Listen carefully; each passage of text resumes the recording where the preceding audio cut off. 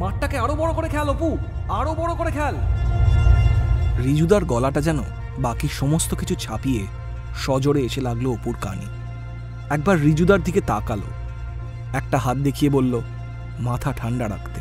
কিন্তু লোকটাকে তো কম দিন চেনে না অপু, ভালো করেই বুঝতে পারছে যে উত্তেজনা চাপার প্রাণপণ চেষ্টা করছে রিজুদা। কিন্তু না না না, অত সহজ তো নয়। মাথা ঠান্ডা রাখা যাচ্ছে না। ম্যাচের প্রায় অর্ধেক শেষ হয়ে গেছে। কাহিনী ক্লাবের বেঁটে রাইট ইন্টার মারাত্মক গতি, তার উপর ওরকম জাঁজরেল সেন্টার ফরওয়ার্ড এনেছে কোত্থেকে। মাঠের চারপাশে প্রত্যেকটা লোক জানে এ ভাড়া করা প্লেয়ার। কিন্তু কাহিনী ক্লাব আর তরুণ সংঘ হচ্ছে ভীষণ বড় রাইভাল, তাই এরকম হাই ভোল্টেজ ম্যাচে যা হওয়ার মাঠেই হবে। হেরে গেলে তারপর চিৎকার চেঁচামেচি কিছু একটা হেস্তনেস্ত করা যাবে। কিন্তু আপাতত ওদের আটকে সামলাতে হিমশিম খাচ্ছে প্রীতম আর রাজু। সেন্টার লাইনের ওপর উঠতেই পারছে না অপুরা। পরপর 3-4টে পাস দিতে পারছে না নিজেদের মধ্যে। মুহূর্তের মধ্যে বল কেড়ে নিয়ে আবার অ্যাটাক করছে কাহিনী। আবার সবাই পিছিয়ে যাচ্ছে। কোনো রকমে গোল বাঁচিয়ে আবার চেষ্টা। এইভাবে আর কাহাতক ঠেকিয়ে রাখা যায়? বাধ্য হয়ে নেমে আসে ওদের লেফট ব্যাক। হাপড়ের মতো বুকটা ওঠানামা করছে তখন। ঘেমে নে শরীরের সঙ্গে চেপে বসে গেছে জার্সি। অপুর দম প্রচুর। মাঠের বাঁদিক দিয়ে প্রচণ্ড গতিতে দৌড়ে যেতে পারে গোটা ম্যাচ, কিন্তু কিছুতেই যেন আজ তরুণ সংঘ পেরে উঠছে না। 15ই অগস্টের টুর্নামেন্ট, তরুণ সংঘের ঘরের মাঠ থেকে ট্রফি নিয়ে চলে যাবে কাহিনী। এই লজ্জার থেকে মাটি খুঁড়ে মরে যাওয়া ভালো। ফাইনাল ম্যাচ চলছে। সারা দিন ধরে খেলে মাঠের যা অবস্থা, কাদা মেখে মেখে পাগুলো যেন ভারী হয়ে গেছে। মোজাগুলো সেঁটে গেছে পায়ের সঙ্গে। ভেজা মোজা পরে খেলে গেছে সারা দিন। গা ম্যাচ ম্যাচ করছে কেমন যেন। মাথাটা ঠিক কাজ করছে না আর। অপুর বয়সটা অনেকটাই কম। বড়দের সঙ্গে পায়ে পা মিলিয়ে খেলে ঠিকই, কিন্তু একটু তো ভয় কাজ করেই। 3-3বার কাউন্টার অ্যাটাকের সুযোগ এসছিল, কিন্তু অপুর থ্রু পাসগুলো যেন কাজই করছে না। ওই ঠিকানা লেখা through pass centre forward Sukanta da 2টো টাচ দিয়ে ফিনিশ করবে। কোথায় সেই সব? 3-3বারই ওদের ডিফেন্ডারের পায়ে বল জমা দিয়ে আবার কাহিনীর অ্যাটাক সহ্য করতে হয়েছে ওদের। বাইরে থেকে গালাগাল খাচ্ছে অপু। এই অপু, কি করছিসটা কি?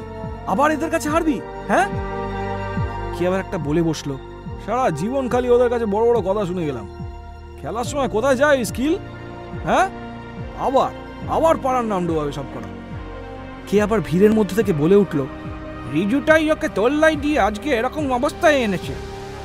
এর মধ্যেই অপুর পায়ে বল এসেছে। সেন্টারের কাছাকাছি আছে ও। সুকান্তদা হাত তুলে দৌড় শুরু করে দিয়েছে। একটা ঠিকঠাক থ্রু পাস বাড়াতে পারলেই সামনে গোলকিপার ছাড়া আর কেউ নেই। কিন্তু অপুর মনে হলো আরও একটু এগিয়ে যাই, আর সেইখানেই ভুল করে বসলো ছেলেটা। প্রথম টাচটাই এত বড় হয়ে গেল। কাহিনী সেন্টার ব্যাক সোমনাথের পরিষ্কার ট্যাকেলে বল চলে গেল ওর কাছ থেকে। হুমড়ি খেয়ে পড়ল। মাঠের চারপাশ থেকে এক প্রস্থ হাউতাস। আর এই সব কিছুর মধ্যেই কাহিনীর বিদ্যুৎ গতির কাউন্টার অ্যাটাকের সামনে ভেঙে পড়ল তরুণ সংঘের ডিফেন্স। মুহূর্তের মধ্যেই 4টে পাস খেলে ক্রস তুলেছে সেই রাইট ইন। একটা ভাঁজে শুইয়ে দিয়েছে প্রীতমকে। হেড দিয়ে গোল করেছে ওই লম্বু ফরওয়ার্ড। দীপক চেষ্টা করেও কিচ্ছু করতে পারেনি। অপু নিজেকে মাঠ থেকে তোলার আগেই নেট থেকে বল কুড়িয়ে সেন্টারের দিকে ছুড়ে দিয়েছে দীপক। সেন্টার করার সঙ্গে সঙ্গেই লম্বা বাঁশি বাজিয়ে ফার্স্ট হাফ শেষ করল রেফারি। মাঠের ধারে এসে ধপ করে বসে পড়ল অপু। কোনোদিন ফুটবল খেলতে গিয়ে এতটা ক্লান্ত লাগেনি। তার ওপর ওইসব কথা যেন আরো বেশি করে ওর ওপর ভর করছে। গোটা টিম কেমন যেন ঝিমিয়ে পড়েছে। কেউ মানতে চাইছে না, কিন্তু সবাই মোটামুটি বুঝে গেছে যে এই টিমের সঙ্গে পেরে ওঠা খুব খুব কঠিন। সবাই ছড়িয়ে ছিটিয়ে বসে আছে। দেখে রিজুদা এসে বলে উঠল, কি হয়েছে কি? হ্যাঁ, এত মুচড়ে পড়ার মতো কি হলো? প্রীতম বলে উঠল, এদের সঙ্গে পড়া খুব কঠিন রিজুদা। আর যদি আমাদের ফরওয়ার্ড লাইন এরকম ঘোড়ার ঘাস কাটতে থাকে, এই হ্যাঁ মানেটা কি? তোর মানেটা কি কথাটা? হ্যাঁ, চোখ রাঙিয়ে বলে উঠল সুকান্তদা। মানে আর কিছুই না, একটা ঠিক পাস খেলতে পারছিস না তোরা। যাই বল যাচ্ছে সেটা নিয়ে হাঁকছিস মাঠের মধ্যে। গলা চড়ে গেছে প্রীতমের। বাকি সবাই যেন চুপ করে গেছে, কারোর মুখে থেকে কোনো কথা বেরোচ্ছে না।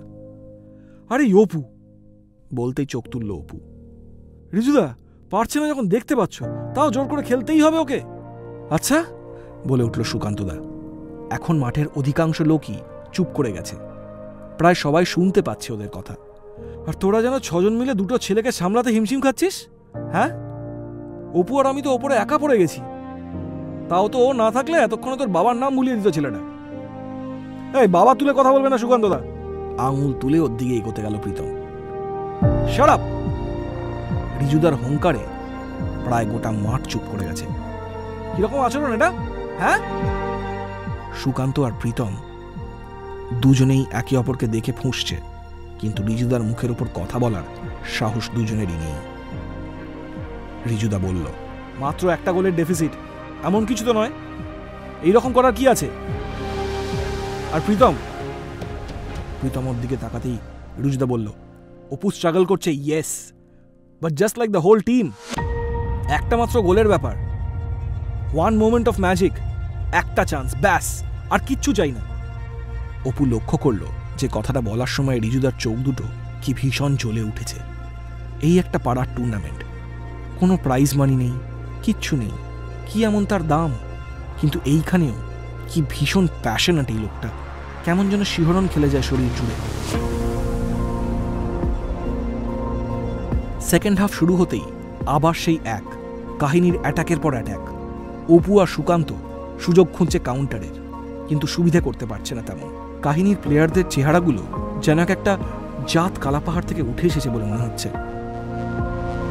এমনভাবে তেরে আসছে সহজ সরল পাসগুলোতেও যেন কেমন ভিড়মি খেয়ে যাচ্ছে অপু। না না, হচ্ছে না। আরও একটা মিস পাস করে নিজের ওপর প্রচণ্ড রেগে গেল। অন্তত এইবার সেই থেকে কোনো গোল খায়নি তরুণ সংঘ। শান্ত হ, কানে কানে এসে বলে গেল সুকান্তদা। সুকান্তদার দিকে তাকিয়ে একবার মাথা নেড়ে সামনের দিকে ছুটে জায়গা নিতে গেল অপু। দীপকের গোল কিক, অনেকটা জোরে মেরেছে বলটা। চেস করতে গিয়ে অপু বুঝতে পারল বড্ড বেকায়দায় পড়েছে বলটা। কাহিনীর হাফের মোটামুটি মাঝখানে গিয়ে পড়েছে। ওদের 3 জন ডিফেন্ডার আর মাঝখান দিয়ে ছুটছে সুকান্তদা। অপু দাঁড়িয়ে আছে কাহিনীর গোলের দিকে পিঠ করে, পিছনে শুনতে পাচ্ছে বুটের শব্দ, ঘাড়ের কাছে নিঃশ্বাস ফেলছে কালাপাহাড়।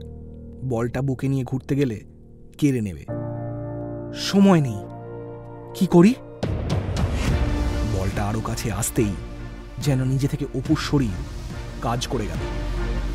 বুক দিয়ে রিসিভ না করে অ্যাঙ্গেল করে বুকের একটা ভাঁজে বল ঠেলে দিল সুকান্তদার দিকে। একটা কায়দায় গোটা ডিফেন্স লাইন ভেঙে গেছে কাহিনী। ফাঁকা মাঠে বল নিয়ে ছুটে গেল সুকান্তদা। গোটা মাঠে তখন চাপা উত্তেজনা ছড়িয়ে পড়েছে।